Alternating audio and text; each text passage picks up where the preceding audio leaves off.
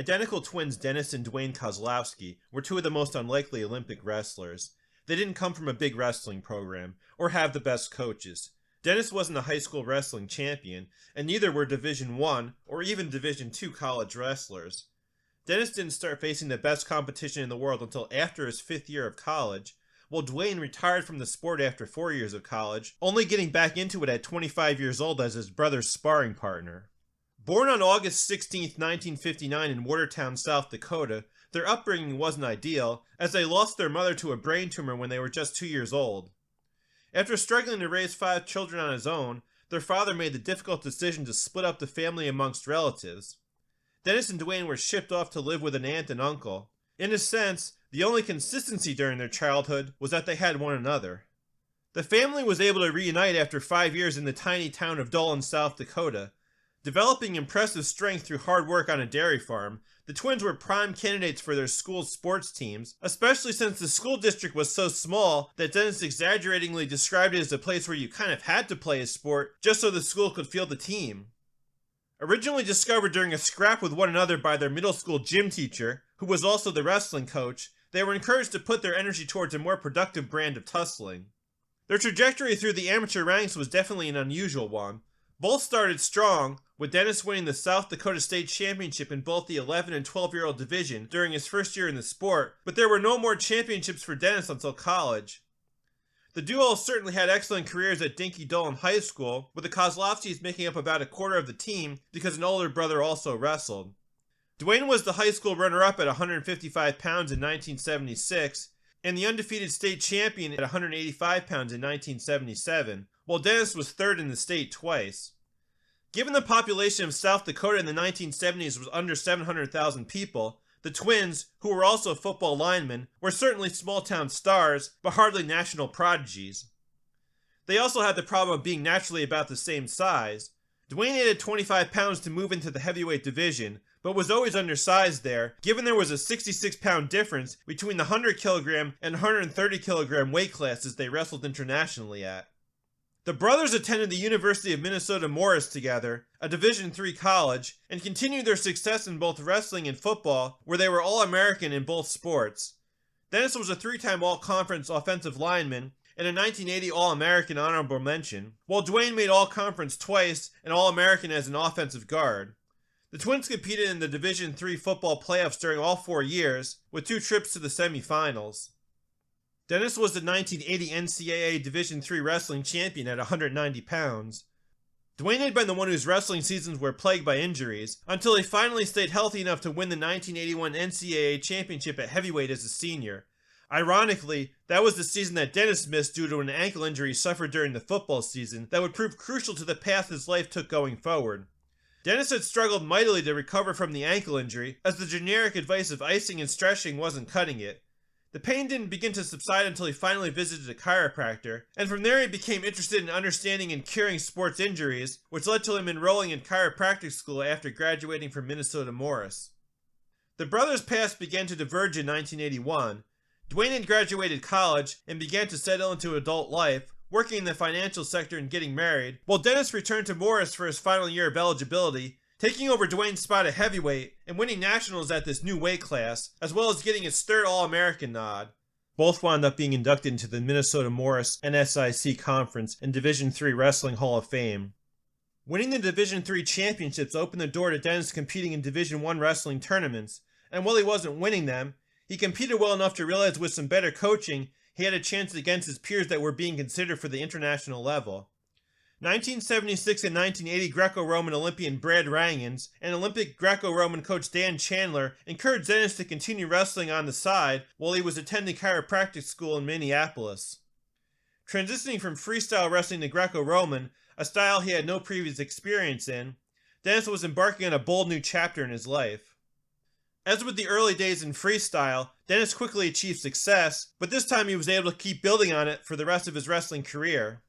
Koslowski won his first of 7 USA Wrestling National titles in 1983 and defeated Greg Gibson to make his first US World Team, placing 6th in Worlds. He trained with Gibson and Jeff Blatnick throughout that summer and claims to have never lost to them. Unfortunately for Dennis, he lost a close 2-3 to Gibson in the 1984 Olympic trials and Gibson went on to win an Olympic silver medal at the Los Angeles Games, while Dennis sat on the sidelines as an alternate. Though the setback was crushing for Dennis, as he knew he was better than Gibson, but was unable to prove it when it mattered, it was arguably the best thing for the twins going forward. Duane always made a point of being there for his family, which eventually consisted of 4 kids, because he knew what it was like to be without a parent. He wanted to be there for his brother too, and moved to Minnesota to help with Dennis's training. Their practice sessions were so intense that they occasionally came to blows, just like when they were kids, but as had always been the case with the brothers, they were spurred on by each other's successes. Duane began to see that he could master Greco-Roman as well, and soon returned to competition. Now dubbed the Minnesota Twins, Dennis dominated the US scene, and was a major force in the sport internationally.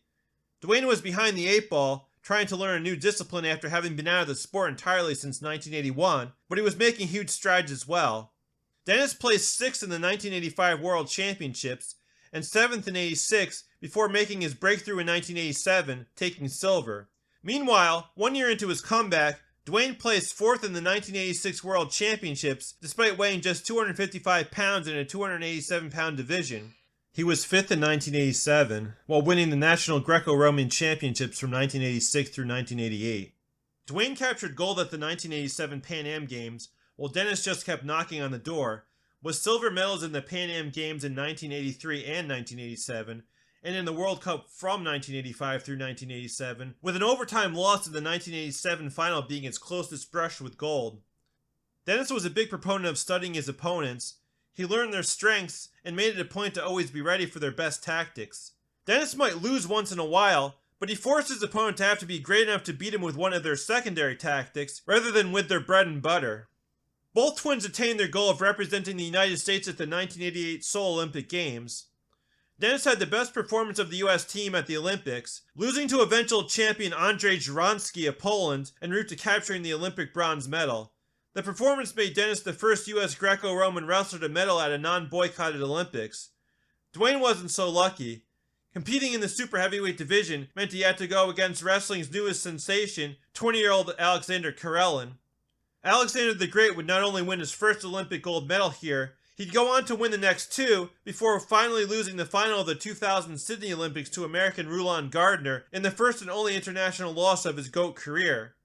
Duane placed 8th in Seoul, being unable to continue after injuring his shoulder in the 4th round match against Karelin. The Koslowski twins retired from amateur wrestling after the Olympic competition.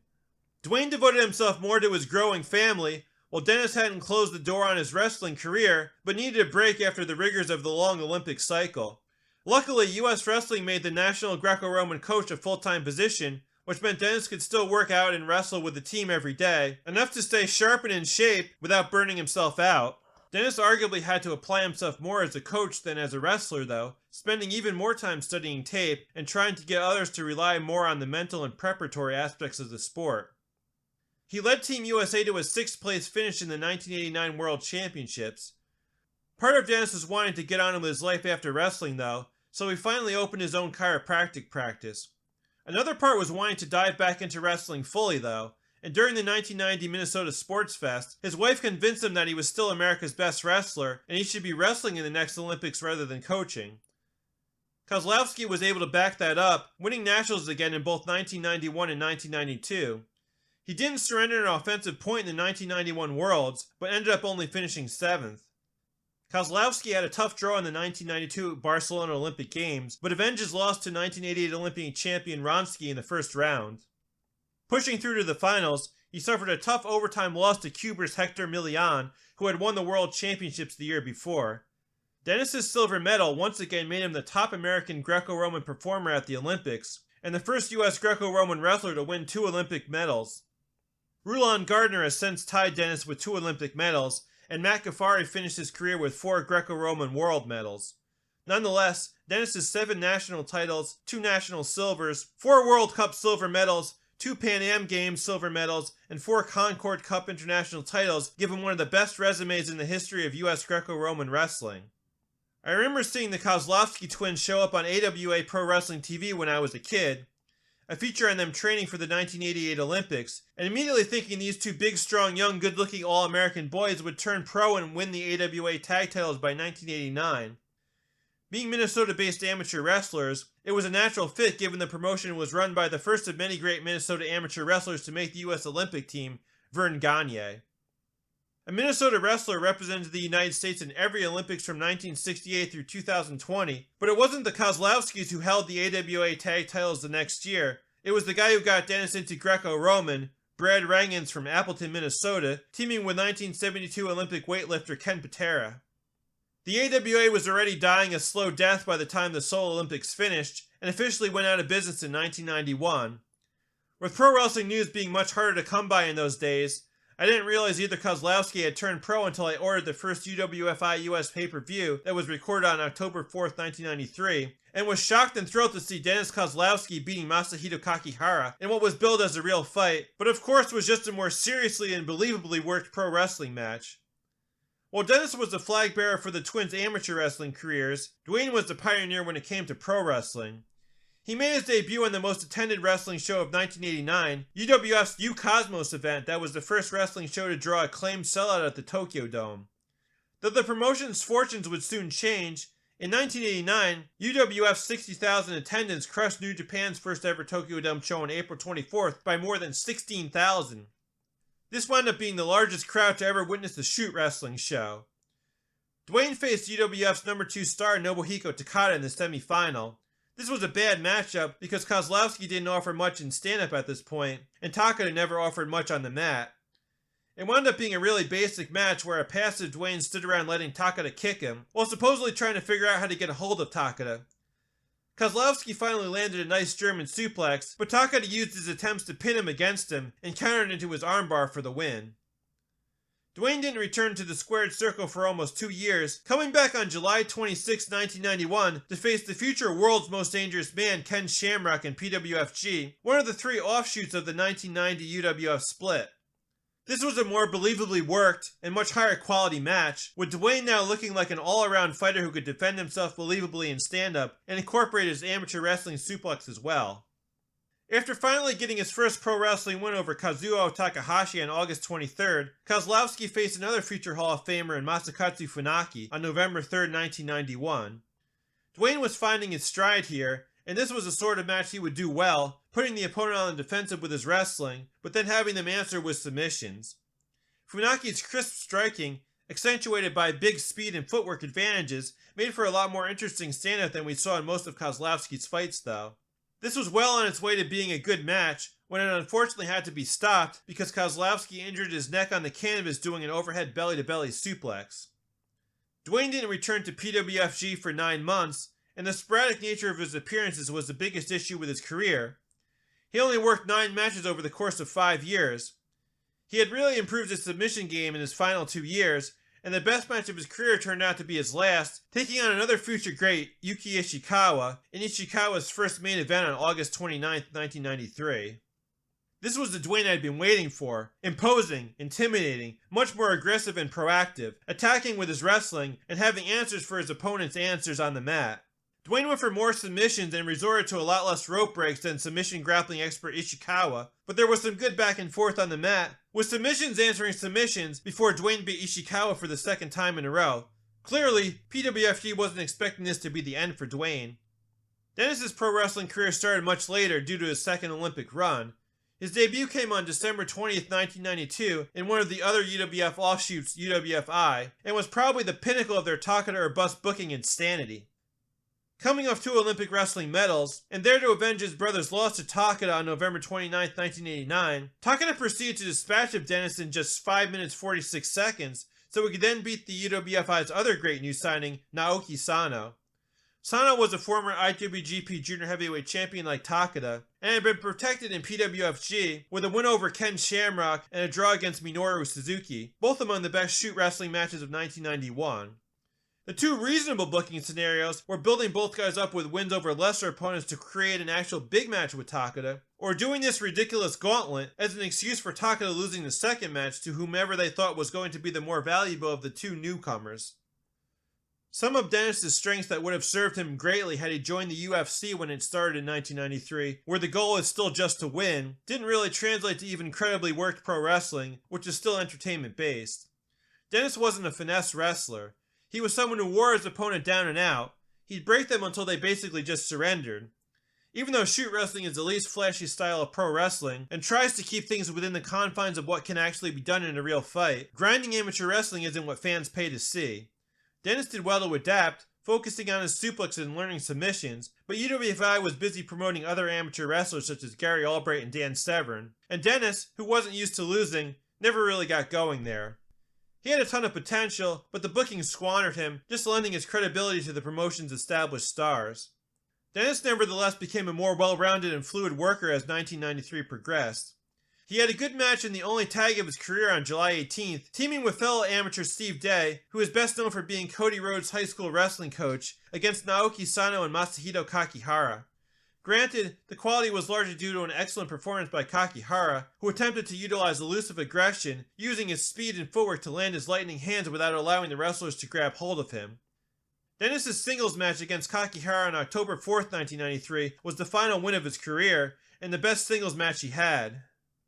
Koslowski brought out a different version of Kakihara because he could absorb a shot or two in order to get in for the takedown. Kakihara was forced to attack with submissions to either avoid the takedown or create an opportunity to get back to his feet, where he felt he had to gamble for the big bomb because consistent striking wasn't enough to keep Koslowski off him. The final match of Dennis' career was a loss to all-time great Kiyoshi Tamura in a grappling-oriented match, which is one of Dennis' best matches due to Tamura, but at the same time, not up to Tamura's typical great standard. As with Duane, Dennis was getting better, but didn't stick with it long enough to reach anything close to his full potential. While they didn't win, or even wrestle that many matches, the Koslowski twins did manage to take on most of the great shoot wrestlers of their era. Dennis stayed involved with pro sports through his chiropractic practice. A proponent of active release technique massage to treat overused muscles, and exercise regimens designed to increase overall flexibility, his overall approach to health drew interest from the Minnesota Twins and Minnesota Timberwolves, and he's been the traveling team chiropractor for the Minnesota Vikings since 2007. He was inducted into the National Wrestling Hall of Fame in 2009. Duane stayed out of the spotlight for the final 32 years of his life. Eventually relocating to Palmyra, Virginia, he utilized his business economics degree working at Nationwide Financial Services. He sadly passed away on February 2nd, 2025. May he rest in peace. Please share your memories of Duane in the comments.